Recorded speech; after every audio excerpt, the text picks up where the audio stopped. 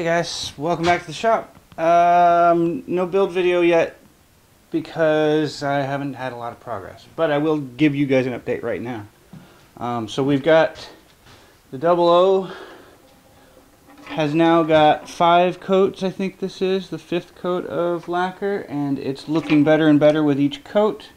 I'm going to keep going. I have decided I will probably keep it gloss, and I'll level it out. It needs a couple more coats to get the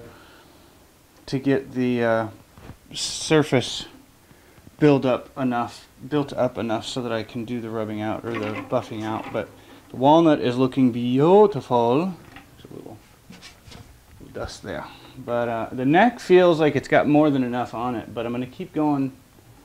It's really shiny right now, but yeah, it's coming out really good. So I'm pretty happy with this progress so far.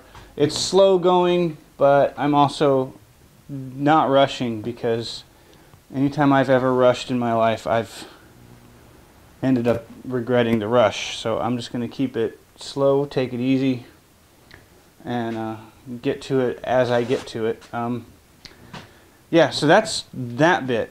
Progress elsewhere. Let's see. I'll just give you another quick shop update, I guess.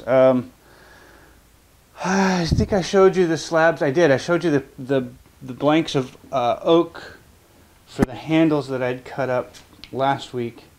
So now they're basically in handle blank form. Just drill a letter N drill bit, and the 5/16 stainless steel rods push right in.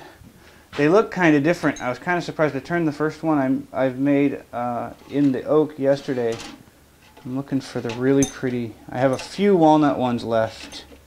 So here's a kind of comparison. So there's the walnut. That's actually one of the prettier walnuts. I've only got 6 of these left, I think 7, something like that. Here's how the oak comes out looking. It's kind of funky looking. Looks pretty cool. So these are going to be the handles for a long time. I have a lot of this oak, so that's been rolling along slow but sure. We've also got.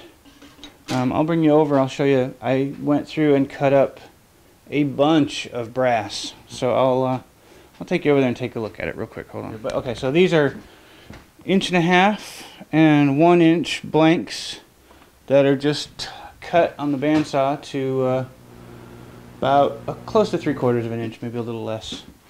And then I started deciding I was going to try to offer some 3-inch diameter ones as well. I've got plenty of 2-inch, so I've cut these 3-inch pucks.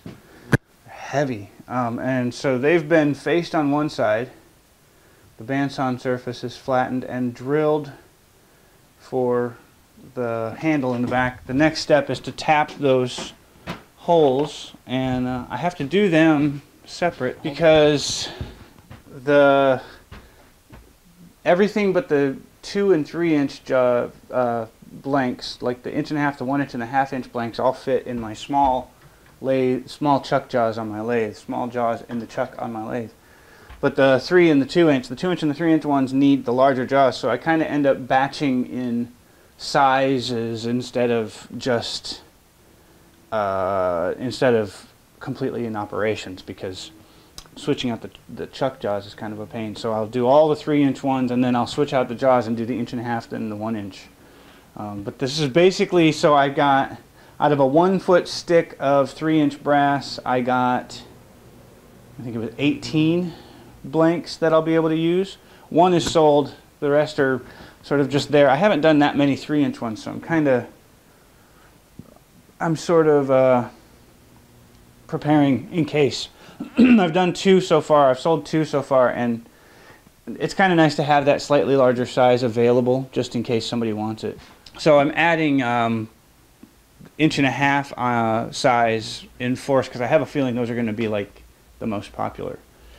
So I've got that set up, and they managed to show up. That I had a similar snafu with the 1.5 from the same company, so they may or may not be wiped off. Anyway, I am progressing on the CNC build. I've got the design pretty much done. Now I'm sort of just tweaking little things like getting fastener locations and deciding whether or not I'm going to use the CNC to drill the holes or if I'm going to just use it to mark them, and then I can drill and tap or whatever I need to do off the machine. That's about all I got for that.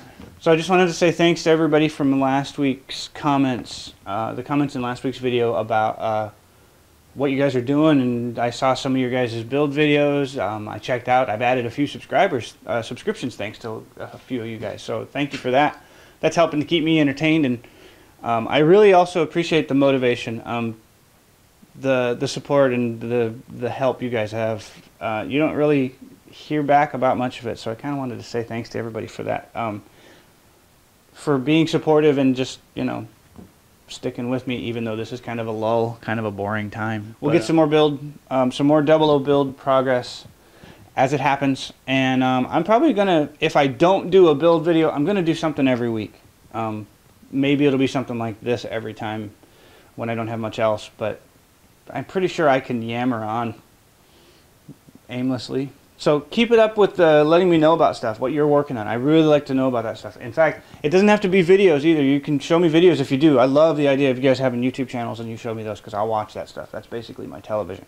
But if you just have pictures or a forum post somewhere, if you're working on a project, I'd love to check that stuff out. So send it to me. I'll take a look at it. I know that YouTube's comment system will mark any message with a link in it as potential spam, but I watch that stuff. I check all that stuff, so you'll make it through eventually. So, and if you would prefer, just send me a message so I can see it. I'm just curious. I'd like to look at it if you don't want to be publicized or make it, you know, out there for the world.